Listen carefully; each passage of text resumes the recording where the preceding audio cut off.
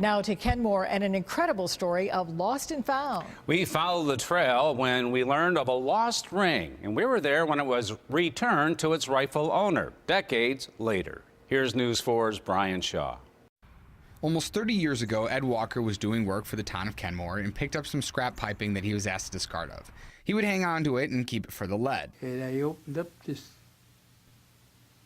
one lead trap, and they had this ring in it. I didn't know it was a ring at first, because it was just a round ball, like it looked like a tennis ball, with all the soap and everything that accumulated on it.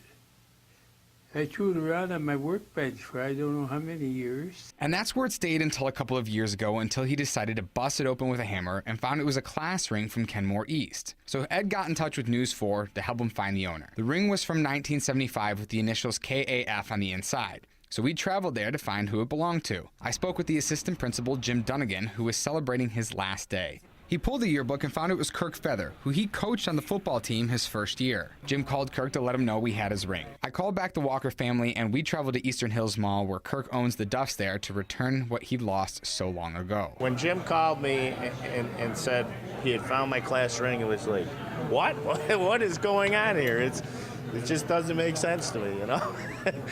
I knew it was missing, but I had thought I lost it somewhere. I never dreamed it went through the plumbing somewhere. So that was just a total shock that it was found in a drain all these years ago, you know?